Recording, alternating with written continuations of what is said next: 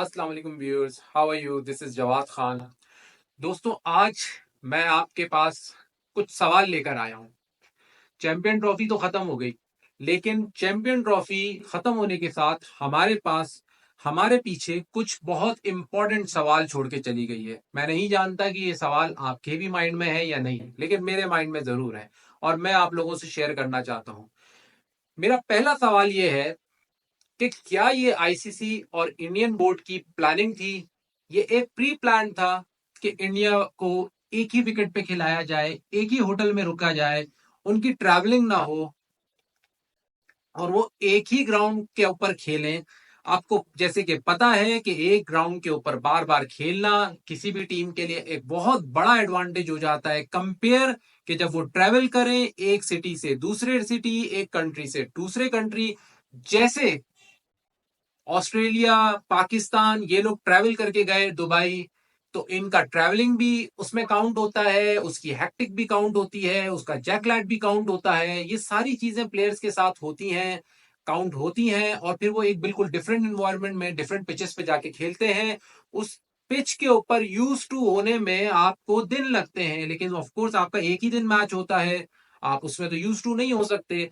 तो एक ऐसी टीम जो उस जगह पर सारे मैचेस खेल रही है, क्या ये प्री प्लान बीसीसीआई और आईसीसी की मिली भगत थी? ये कोई इनकी प्लानिंग थी कि इंडिया को एक ही जगह पे खिलाया जाए, ये एडवांटेज दिया जाए?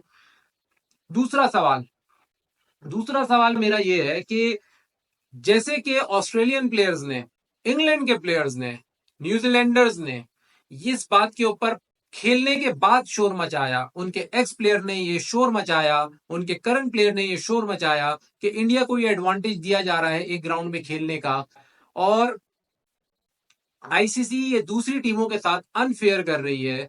तो ये शोर हमेशा बाद में ही क्यों मचाया जाता है?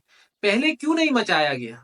जिस वक्त पाकिस्तान अपना केस लड़ रहा था और पाकिस्तान सारी दुनिया से मदद मांग रहा था और कह रहा था कि ज्यादती हो रही है, उस वक्त क्यों नहीं मचाया गया ये शोर? और मेरा तीसरा और सबसे इंपॉर्टेंट सवाल वो है कि क्या ये एडवांटेजेस आने वाले टी20 वर्ल्ड कप, आने वाले 2027 ओडीआई वर्ल्ड कप और आने वाले आईसीसी टूर्नामेंट्स में बार बार इंडिया को दिया जाएगा? क्योंकि ये मेरे तीन सवाल हैं आप लोगों के लिए, आप भी इसके ऊपर सोचिए और हम अब इसके ऊपर बात करते हैं। तो नाज़रीन, पहले सवाल की तरफ आ जाते हैं। देखिए, ये पहली मर्तबा नहीं हो रहा। आपको याद हो, पिछले ही साल की बात है, अमेरिका में जो टी20 वर्ल्ड कप हुआ उसमें इंडिया अपने मैक्सिमम मैचेस एक ही पिच पे खेला है और इंडिया का होटल भी बिल्कुल ग्राउंड से करीब था। बाकी सारी टीमों के जो होटल्स थे वो दूर दूर डेस्टिनेशन पे थे, उनको दो दो घंटे की ट्रेवलिंग करके ग्राउंड तक पहुंचना पड़ता था।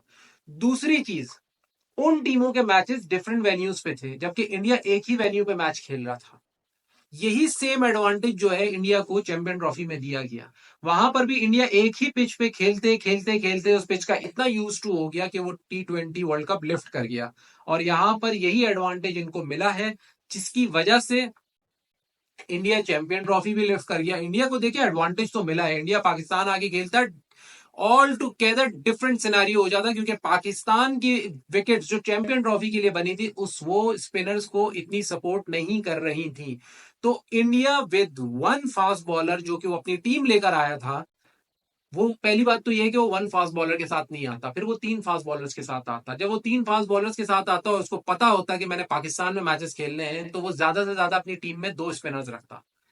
तो आप देख रहे हैं पूरा ऑल टुगेदर इंडिया की स्ट्रैटेजी चेंज हो जाती। फिर उसके बाद पाकिस्तान में आके वो कैसा खेलता है ये आपको पता चलता, लेकिन डिफरेंस होता, अलग अलग पिचों पे खेलने का डिफरेंस होता है, जो कि आपको बाकी टीमों के अंदर नजर आया। सेमीफाइनल के अंदर न्यूजीलैंड जो है 352 रन बना रही है और साउथ अफ्रीका को चेज नहीं करने दे रही, और वही टीम जो है वो दुबई में जाके 250 नहीं बना पा रही।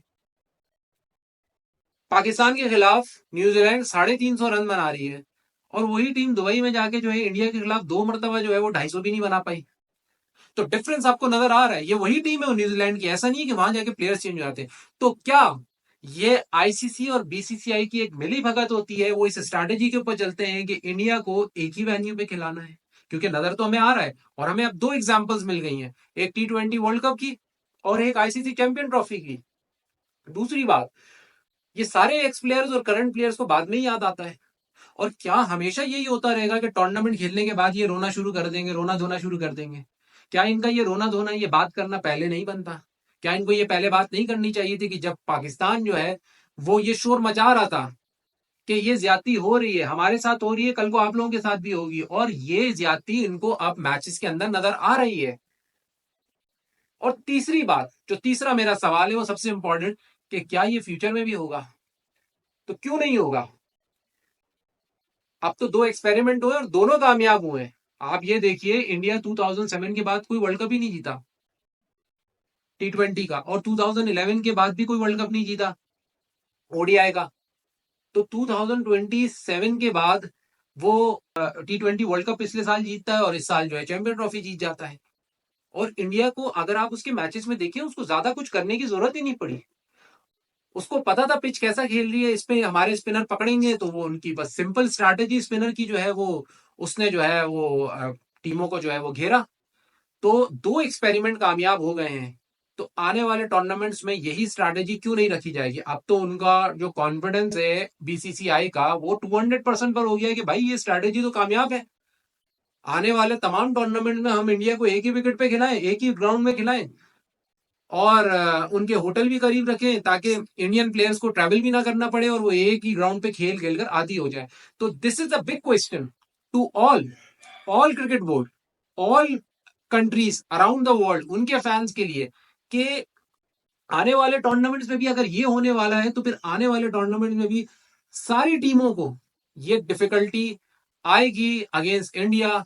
तो क्या ऐसा ही चलता रहेगा? अब लेट्स सी। आप लोग अपने कमेंट्स के अंदर मुझे बताइए कि मेरी पॉइंट ऑफ व्यू, मेरे सवाल कितने सही हैं, और क्या आप भी इससे इत्तेफाक करते हैं? और दूसरा, let's see what's happen in the future. अस्सलाम वालेकुम।